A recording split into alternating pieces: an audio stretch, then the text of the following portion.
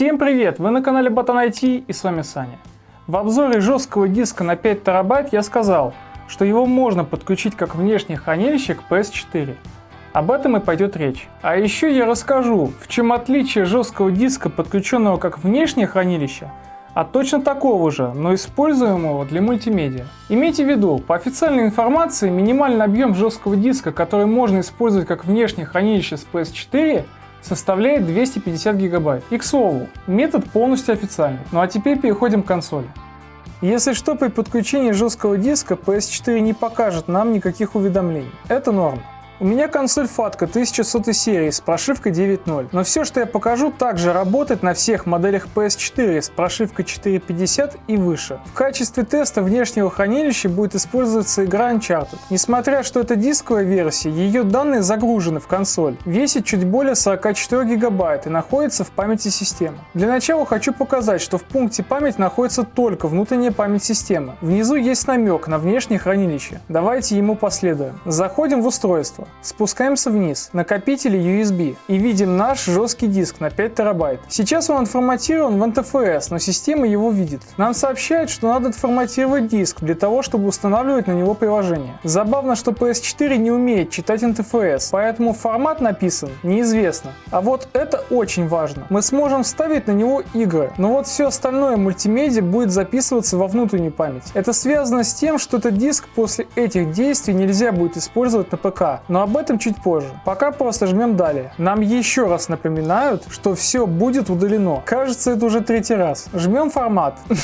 После предупреждения еще одно предупреждение. Да форматируйте уже, я устал соглашаться. Да, я согласен, форматируйся. Ну наконец-то процесс начался. Я думал, сейчас опять вылетит. Вы точно уверены или что-то еще? О, готово. Так, в первом пункте нам сообщают, что теперь все приложения будут ставиться на внешнее хранилище. И как можно изменить эту настройку. Мы чуть позже посмотрим. А во втором нам объясняют, как сделать безопасное извлечение жесткого диска на PS4. Это нужно, чтобы он не залагал и не сломался. Окей, понял. Теперь около жесткого диска зеленый огонек. Значит, он активен. Перейдем в пункт память. И вот оно. Второе хранилище. Жесткий диск. Обратите внимание на пометку «Место установки приложений». Доступный объем 4,6 терабайта. Это нормально. После форматирования фактически объем меньше. Естественно, сейчас он пуст, но по традиции PS4 какой-то мусор все же появился. Возможно, это какой-то файл конфигурации или кэш. В целом не важно, все равно он весит несколько килобайт. Если нажать кнопку Options, то можно увидеть настройку установки приложений. Я выбрал память системы, и теперь пометка «Место установки приложений» переехала наверх. С этого момента все будет ставиться в память системы. Можно сменить обратно. При этом приложения из обеих источников будут работать.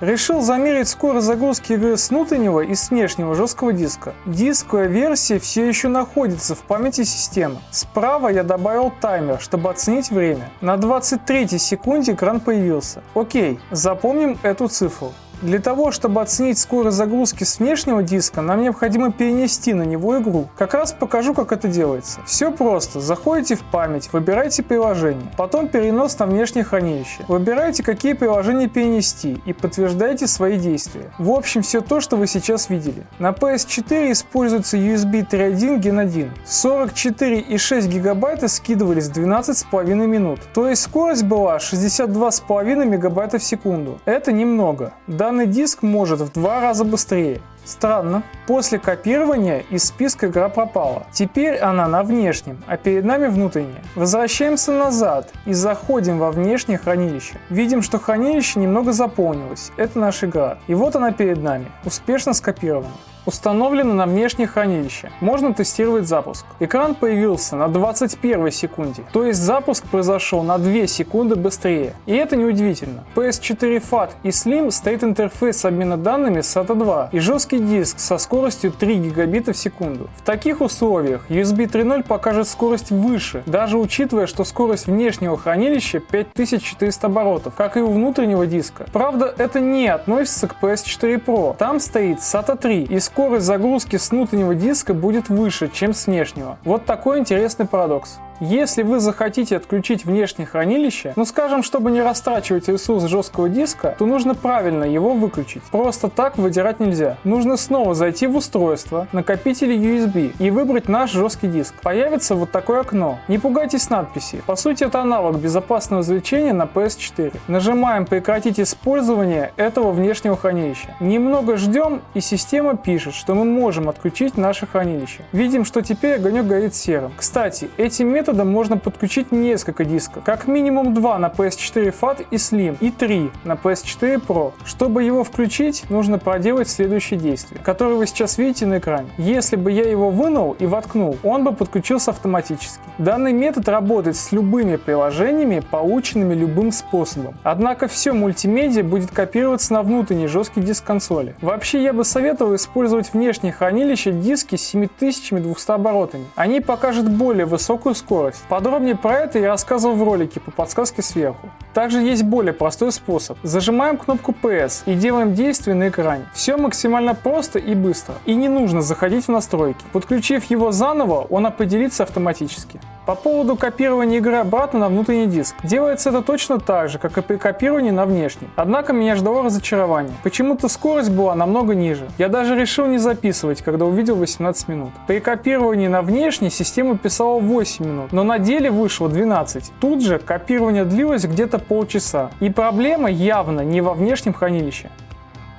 А теперь подключим его к компьютеру. И тут у нас облом. Диск не определяется, и чтобы использовать его с компьютером, нужно его отформатировать. Да, по-другому никак. Так происходит, потому что PS4 форматирует его в свою уникальную файловую систему, которую компьютер не может прочитать. Однако вы сможете зайти на него, используя FTP, но толку от этого мало. Чтобы слушать музыку, фото и видео на консоли, и может быть даже еще кое-что, то нужно, чтобы он был отформатирован в EXFAT. По поводу двух разделов. У меня на диске был зашифрованный EFI раздел на 200 мегабайт и основной. EFI раздел я не смог снести ничем на ПК, а консоль увидела только его и спокойно форматнула. Это было не на камеру, когда тестировал. Так что делаю вывод, что она форматирует весь диск полностью, игнорирует даже зашифрованные разделы. Но могу быть неправ. Черканите в комментариях про это. Выбор, как использовать диск, остается за вами. Если 5 терабайт по какой-то причине вам будет мало, то по официальной информации PS4 поддерживает жесткие диски до 8 терабайт. Другой вопрос, что у таких 2.5 жестких дисков более 5 терабайт просто не существует. Но никто не запрещает вам подключить таким способом вот такой 3.5 жесткий диск. Они тоже поддерживаются. Вот сюда уже можно вставить 8 терабайт. Огромное, прям огромнейшее спасибо Ярик.Сел за еще несколько донатов. В совокупности вы побили все рекорды. Это крупный вклад в покупку PS5. Постараюсь купить ее как можно быстрее, чтобы урвать 4.03 от души. Отдельное спасибо Андрею за прямой донат. Было приятно пообщаться. Если что, пишите еще. И спасибо всем моим подписчикам за поддержку на Патреоне. Надеюсь, я достаточно подробно раскрыл тему. Но если у вас остались какие-либо вопросы, то можете написать в мой инстаграм. Там я отвечаю на сообщения. Ссылки на донаты и Patreon будут в описании. И как всегда, спасибо за просмотр. Подписывайтесь на канал, ставьте лайки. До свидания.